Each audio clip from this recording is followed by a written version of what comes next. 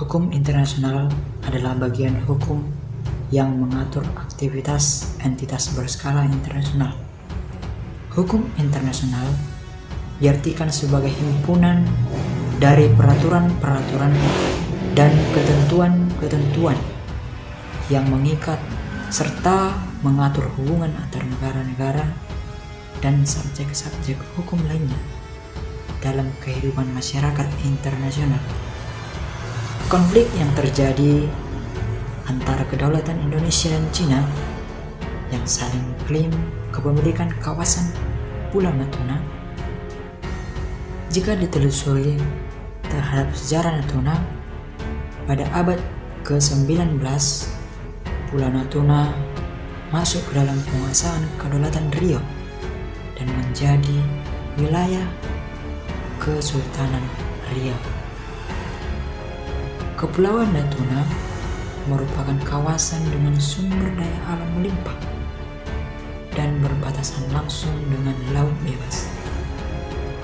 Kepulauan Natuna pernah diklaim oleh negara Malaysia pada tahun 1962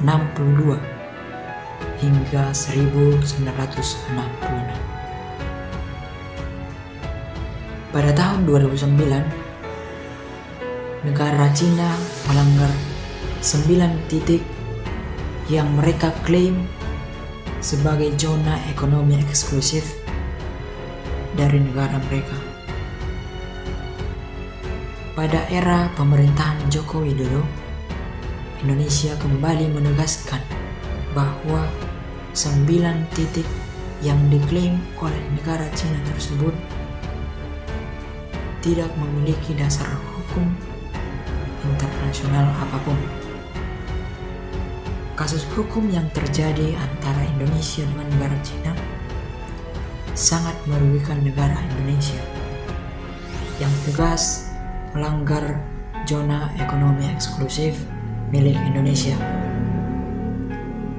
Permasalahan atau konflik Indonesia dengan negara Cina kembali memanas pada tanggal 31 Desember 2019. Kapal penangkap ikan dan Coast Guardian Cina telah melanggar zona ekonomi eksklusif milik negara Indonesia. Cina juga melakukan pelanggaran zona ekonomi eksklusif milik negara Indonesia yang telah ditetapkan UNCLOS pada tahun 1982 tentang batas teritori. Keberadaan Natuna dilihat dari hukumnya bahwa Kepulauan Natuna masuk menjadi wilayah negara Republik Indonesia dan sesuai ketentuan pasal 76 Konvensi tahun 1982. Landasan kontinen Indonesia adalah 200 mil dari pantai.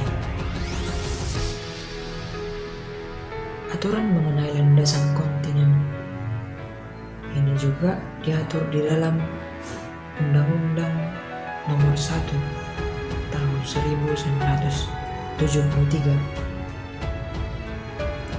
tentang landasan kontinen Indonesia yang disahkan oleh Presiden tanggal 6 Januari 1973. Wilayah konflik antara Indonesia dan Cina berada pada singgungan antara wilayah zona ekonomi eksklusif Indonesia dengan wilayah Nine Sea lain milik negara Cina.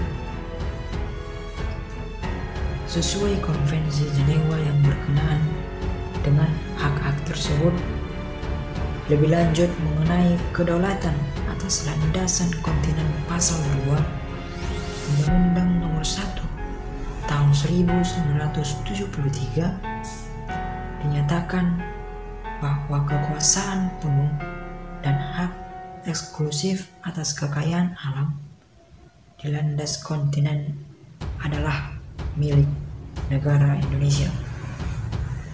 Selanjutnya, eksplorasi dan eksploitasi sumber-sumber kekayaan alam di landas kontinen sebagaimana yang dinyatakan pasal 4 Undang-Undang hanya dapat dilakukan sesuai dengan peraturan perundang-undangan yang berlaku dan kegiatan-kegiatan penyelidikan juga telah diatur dengan peraturan pemerintah.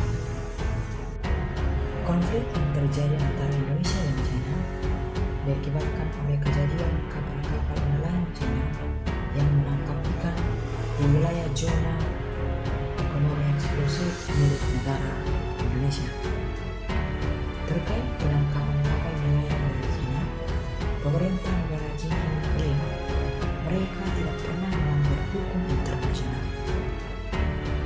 Pemerintah China melalui juru bicara luar negerinya mengklaim bahwa pelelangan natuna termasuk dalam wilayah negara China.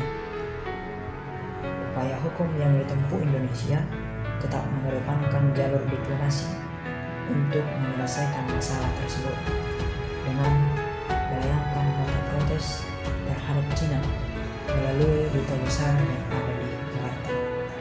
Dalam proses mempertahankan kedaulatan di perairan Natuna, tidak ada negosiasi terhadap wilayah perairan di Natuna yang sudah diperoleh secara hukum internasional. Apa kata Konvensi 1982 mengenai lebar zona ekonomi? Dalam pasal 57 menyatakan bahwa lebar zona ekonomi eksklusif tidak boleh melebihi 200 mil dari garis pangkal dari mana lebar laut wilayah diukur. Bila negara pantai mempunyai kedaulatan penuh atas laut wilayahnya,